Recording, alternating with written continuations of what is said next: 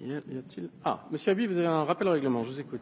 Malheureusement, je vais évoquer l'affaire Benalla. Nous avons appris ce matin que le ministre de l'Intérieur, Gérard Collomb, savait dès le lendemain, dès le 2 mai, que ces faits s'étaient produits. Il a demandé à l'IGPN un rapport. Il devait disposer d'un rapport depuis le 2 mai. Apparemment, il n'était pas le seul ministre à être informé de la chose.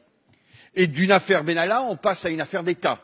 Donc je renouvelle, au nom de mon groupe, la demande d'audition, de rencontre du ministre de l'Intérieur. Si le ministre arrivait maintenant, je pense que beaucoup de nos collègues qui ont choisi de rentrer en circonscription qui ne sont pas là trouveraient assez étrange qu'un ministre intervienne maintenant sur ce sujet à ce stade. La commission des lois a voté à l'unanimité la possibilité de se doter des pouvoirs d'enquête. J'ai adressé hier à 21h un courrier à Monsieur le Président de l'Assemblée nationale pour qu'il saisisse la garde des Sceaux. C'est la procédure. Et j'entends que nous la respections tous et ne me reprochez à aucun instant de respecter cette procédure, car si je ne la respectais pas, je pense que vous seriez les premiers à me le reprocher. La procédure n'est pas une argutie, Monsieur Le Fur.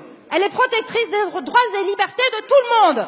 J'ai effectivement reçu dans la nuit la lettre que m'a adressée le président de l'Assemblée nationale m'informant de la constitution de la commission d'enquête. Je m'engage à répondre à ce courrier dans la journée. La différence, c'est qu'il nous snobe.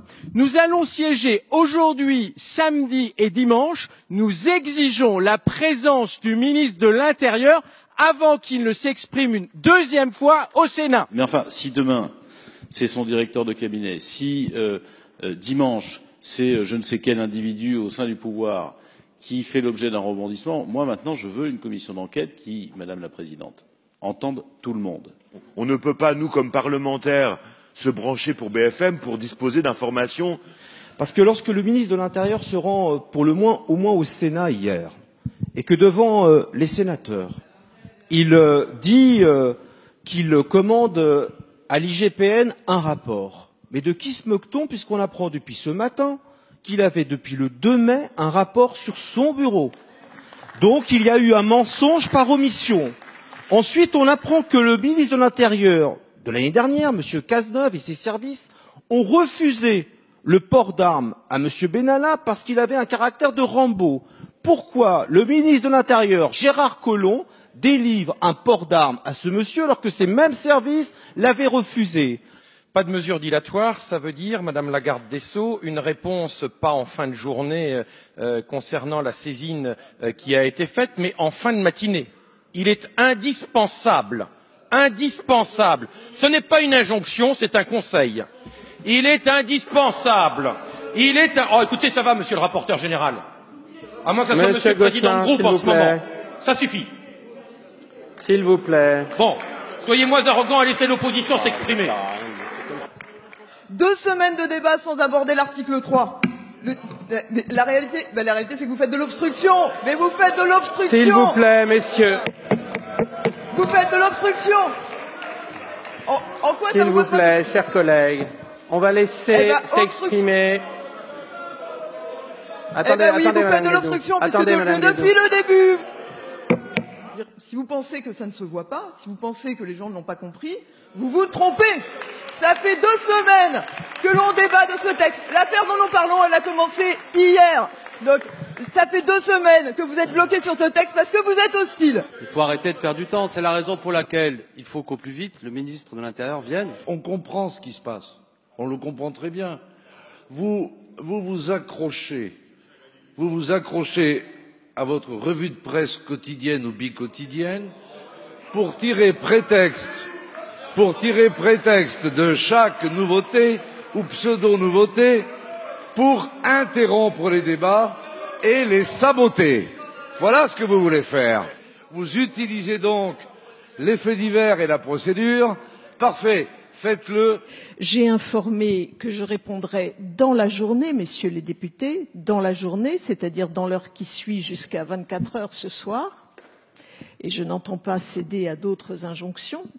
Et non, monsieur le rapporteur général, je n'ai pas le sentiment d'être un saboteur quand je défends la légitimité de l'Assemblée à exiger du ministre de l'Intérieur qu'il vienne ici donner des explications à ceux qui représentent le peuple.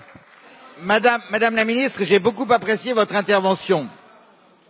Ce faisant, vous avez clairement contredit notre rapporteur général. Vous avez, à juste titre, parlé de gravité des faits, alors même que notre rapporteur général a évoqué le mot fait divers. Fait divers, c'est un contresens par rapport à ce qui s'est passé depuis quelques jours. C'est ma question principale, mes chers collègues, et surtout, est-ce que ces auditions seront publiques et télévisées? Comment peut-on découvrir, par le biais de secrétaires des commissaires de police, que M. Benalla était déjà présent sur d'autres services d'ordre auparavant, avant le 1er mai? Des faits qui ne sont pas couverts par la commission d'enquête que nous avons décidée hier. Quoi de plus important le ministre de l'Intérieur a-t-il à faire à l'heure où nous parlons que de venir nous parler? Franchement, qu'y a-t-il de plus important dans la hiérarchie républicaine que nous concevons?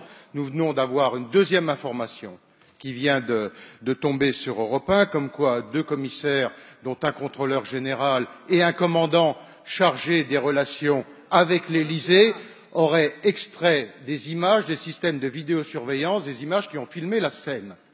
Il s'agit d'un commandant de police en charge des relations avec l'Élysée. On est donc là au cœur de l'Élysée, au cœur du ministère de l'Intérieur. C'est d'une gravité sans précédent. Ça veut dire que le président de la République, aujourd'hui, au mépris des fonctionnaires de police, au mépris des militaires de la gendarmerie nationale, s'entoure d'une équipe de barbouzes. C'est de ça dont il s'agit. Mais attendez, Monsieur le Président, l'Assemblée doit s'arrêter immédiatement. Le Premier ministre doit venir s'expliquer devant la représentation nationale. Nos travaux doivent cesser immédiatement. Le Premier ministre doit venir. Je vous remercie.